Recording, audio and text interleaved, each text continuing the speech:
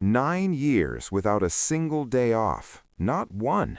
And the first time this black single dad asked for just one day to take care of his child, his boss didn't hesitate. She fired him on the spot like he was disposable. By sunset, his badge was dead, his paycheck was gone, and his future looked crushed under the weight of a system that never gave him grace. But that night, in the most expensive restaurant in the city, she froze, because the man she just humiliated was sitting at a private table, dining with her billionaire father. So who was he really, and what had she just triggered? Marcus Reed's life ran on alarms and deadlines. Before sunrise, he was already up, packing a small lunch, checking his daughter's backpack, and rehearsing the day in his head like a checklist he couldn't afford to fail. He was a black single father with no safety net, no one to call if daycare fell through, no extra paycheck waiting in a savings account. What he had was work, and he treated it like oxygen. For 9 years, Marcus showed up early and stayed late at a high-end corporate office downtown, the kind of place with spotless glass walls and silent elevators that made him feel watched even when no one spoke. He kept the building running, fixing what broke, carrying what others wouldn't touch, covering shifts when people needed a mental health day. Managers praised his reliability in passing, then forgot his name in meetings. Security checked his ID twice as often as anyone else. He learned to swallow it all, because rent didn't care about dignity. His supervisor, Olivia Hart, was new money and sharp edges, always perfectly dressed, always in a hurry, always ready to enforce rules like they were weapons. Marcus noticed how forgiveness seemed to travel in one direction. When certain employees were late, it was understandable. When Marcus was even a minute behind, it became a mark against his character. That morning, his daughter woke up burning with fever, small hands trembling as she tried to be brave. Marcus stared at the clock and felt the familiar panic rise, until he made a decision he'd avoided for nearly a decade. He was going to ask for one day off. And in that building, with those eyes on him, Marcus already sensed the cost of asking. By the time Marcus reached the office, his shirt still smelled faintly like children's fever medicine. He had carried his daughter to a neighbor's couch before dawn, leaving her with a whispered promise and a small cup of water beside her hand. It was the best he could do in the minutes he had. Inside the building, everything was polished and quiet, but Marcus could feel the weight of attention the moment he stepped off the service elevator. People rarely looked at him like he belonged there, even after 9 years. He was the man who fixed the lights, hauled the shipments, and made sure their perfect world never showed its cracks. And still, he could sense the calculation in their eyes, what he was allowed to be and what he wasn't. Olivia Hart's floor was already buzzing. She had been pushing new standards, the kind that sounded fair on paper and landed hardest on the same people every time. Marcus had watched it happen in small, undeniable ways. How certain employees got soft reminders when they forgot badges, while he got a formal note. How a white coworker's mistake became a learning moment, while his became carelessness. None of it was loud enough to file as a complaint. All of it was sharp enough to leave scars. He tried to keep his voice steady when he finally requested the day off. He didn't beg. He didn't exaggerate. He simply told the truth. Olivia didn't treat it like truth. She treated it like defiance. Within minutes, Marcus was standing in front of a desk that suddenly felt like a courtroom. Olivia's expression was cold, her words measured, as if she'd been waiting for the moment he slipped. She pointed to policy. She referenced attendance issues that had never existed. She spoke about commitment as if 9 years of perfect reliability meant nothing. And when Marcus tried to explain, her posture changed, subtle but familiar, the kind that tightened the room feel dangerous, the kind that turned a black man's calm into something she could label as threatening. The decision was immediate, terminated, effective today. It happened so fast Marcus barely felt it at first. Then security appeared, not for anyone else who'd ever argued policy, but for him. A badge was taken, his access was cut. The same hallways he'd walked for years suddenly treated him like an intruder. A few people watched with open curiosity, others with guilty relief. No one stepped in. On the sidewalk outside, the city noise rushed back into his ears like water breaking over his head. His phone buzzed with an automated HR email confirming what had just happened, crisp and impersonal, as if the last 9 years could be erased with a template.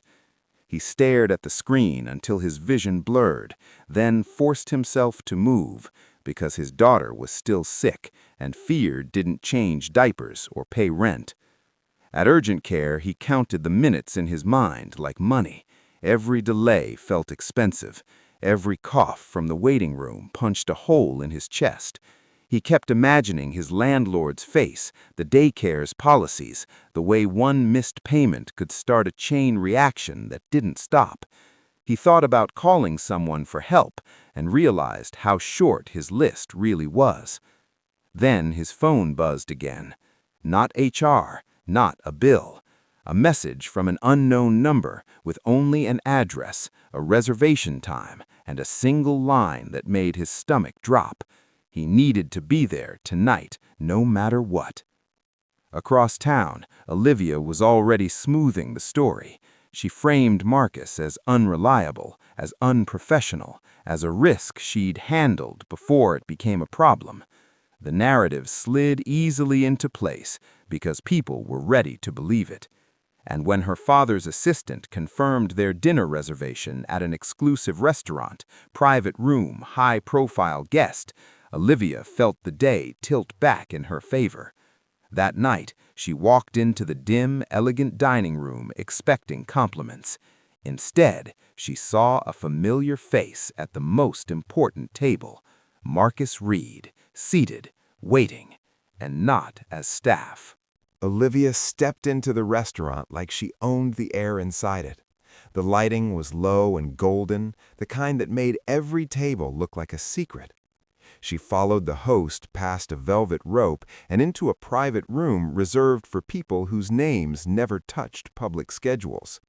Her father's world. She expected to see executives, investors, maybe a politician. What she saw instead stopped her mid-step. Marcus Reed sat at the center of the room, calm and still, his hands folded neatly near a water glass that cost more than his entire morning. He wasn't wearing a uniform. He wasn't standing along the wall. He wasn't waiting to serve anyone. He looked like someone who had been invited, like someone who belonged. And then Olivia saw her father's posture, the rare softness in his face, the attention he gave Marcus, the kind he usually saved for people he respected. The same father who corrected her table manners as a child now leaned in, listening to Marcus with full focus, as if every word carried weight. Olivia's mind scrambled for a story that could make sense of it. A charity case, a photo op, a staff mistake, anything but the truth forming in front of her. Then the truth hit anyway, harder than any accusation. The unknown number message Marcus received wasn't random. It was an instruction, a summons, a doorway. Her father had been looking for him for weeks, pulled in by his reputation and his records, by the way his name kept surfacing in quiet places. Reliability reports, emergency logs, internal commendations that never became promotions. Marcus wasn't just a worker in one of her father's buildings. He was the man her father intended to put in charge of something bigger, something that would change lives and change who had power in that city. Olivia felt the room tightening around her as she realized what she had done that morning. She hadn't just fired a man. She had tried to crush someone her father had chosen to elevate. And when her father finally understood, really understood, that Marcus had been escorted out like a threat for asking to care for his sick child, the silence turned sharp enough to cut. Olivia had built her authority on rules and appearances. Now, in one room, under one chandelier, those rules were about to be tested by the only person she couldn't intimidate. And then her father turned toward Marcus, letting the moment hang, like a verdict waiting to be spoken. By the end of that night, Marcus's life didn't magically become easy, but it stopped being invisible. Olivia's father didn't treat what happened as a misunderstanding or a bad day. He treated it like a warning sign inside his own empire. Within hours, the firing was frozen, then formally overturned. An internal review moved fast, pulling attendance records, security logs, write-ups, and the pattern Marcus had felt for years but could never prove on his own. The same policies Olivia used like a hammer were suddenly examined under a microscope, and what looked neutral on paper looked brutal in practice.